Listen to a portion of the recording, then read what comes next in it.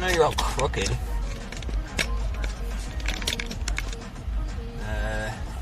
Are you all crooked? You gotta pee? Well, you gotta hold it, son. Jaeger.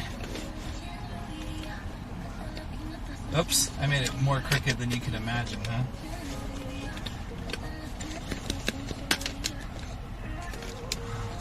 Is that better?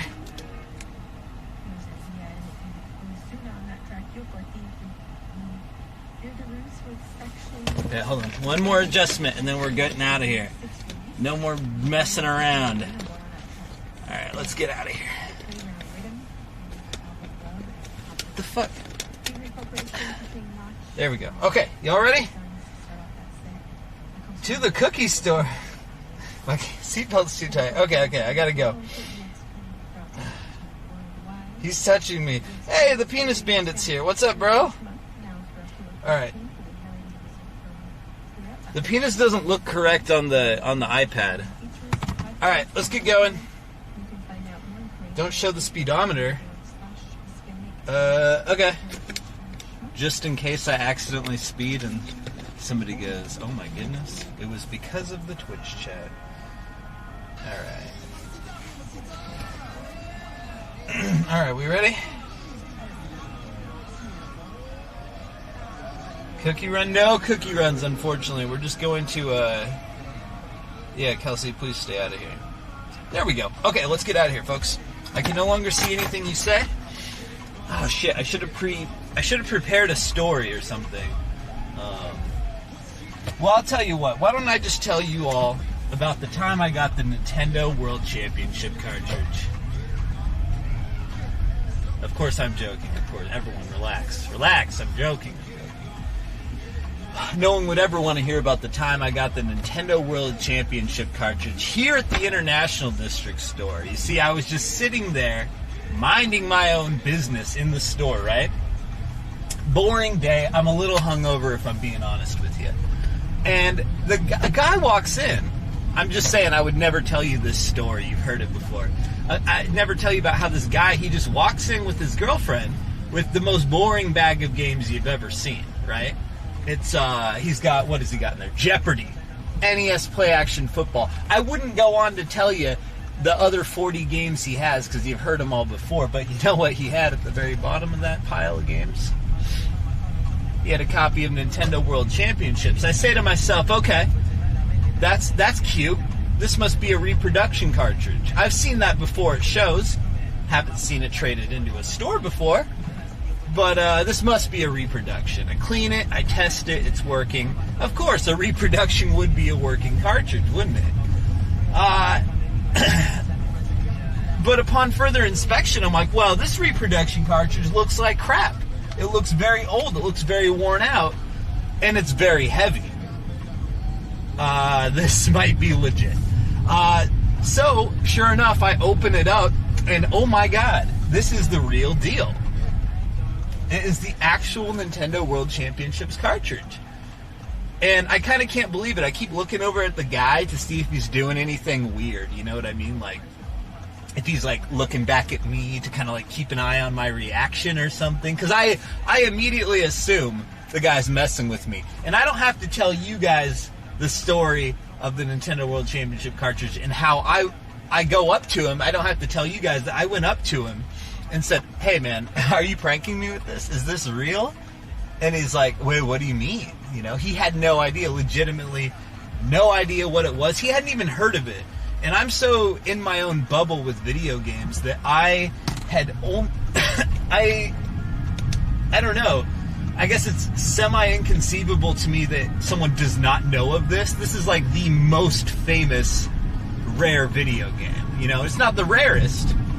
It's not the most expensive, but it's like the most famous Holy Grail video game there is. The most ubiquitous. Is that, I can never pronounce that word right. Well, anyway, I wouldn't continue to tell you that. After that, I proceeded to look up the prices. I messaged Kelsey, but I knew before messaging her that it would be a bad idea to message her because she wouldn't believe me and it would require like 5 minutes of discussion of like how I'm not joking with her. You know, because I'm always joking around. But yeah, I messaged her. I'm like, hey, what do these go for? I have one here. And she, you know, I just stopped trying to convince her I really had one. So I'm just like, oh, whatever, I'll figure it out. And I determined that they probably sell for like, you know, 15 to 20,000, maybe even more. But I was being very conservative with such a large amount of money. I'm like, I'm not gonna bet big on this, you know. So I tell the guy, I'm like, hey man, so just so you know, this thing sells for like $15,000 to $20,000 depending on the condition.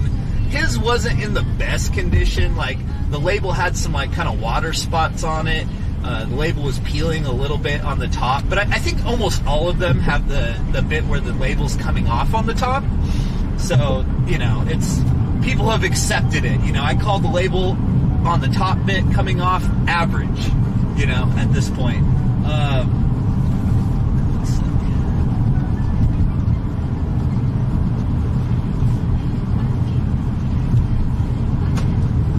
So anyway, I tell him, yeah, man, this thing will probably sell for like 15 to 20,000.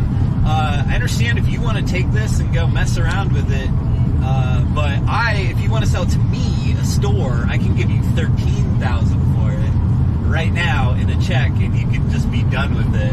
And yeah, him and his girlfriend, like hardly a second thought really, which surprised me. They're just like, yeah, sounds good, man. And boom, there he was out the door with $13,000 and $13,000. I think it was like 47. You know, because his other games were worth something too. I wasn't just gonna batch them in with the checks. So yeah, $13,000 like $47 or something that he just had sitting in his closet for God knows how long. By the sounds of it, you know, I was trying to figure out where he obtained this crazy item. You know, if he was one of the original competitors. Of course, I wrote him a check, so I had his name. So I could like try to research like, was this guy one of the competitors? Was he one of the raffle winners? Something like that. But nope, nothing. Yeah, he just says that he collected NES games when like maybe around like the Super Nintendo time when people were moving on from NES games and they were selling for like 89 cents and stuff like that. Little Samson, you guys have all seen that clip out of like the Funko Land guide where they have the price guide, and it's like Little Samson, $14, you know. Yeah, stuff like that. It was like that time when games weren't worth shit. So I think he might have picked it up. He said he lived in Seattle forever. I think he might have picked it up at like a garage sale from maybe a Nintendo employee or maybe some other competitor in Washington. I don't know, but because like people don't really know how many there are. You know, everyone says there's 90 of them, but that's not necessarily true. All we know is that 90 were given out. And I think if I remember right, they've discovered about like half of that. I might be wrong on that. But I would say with something so weird and rare like that, if you found half of the total assumed quantity, I would say that it's just, that assumed quantity is wrong, you know? Maybe that's faulty logic, but it checks out in my head.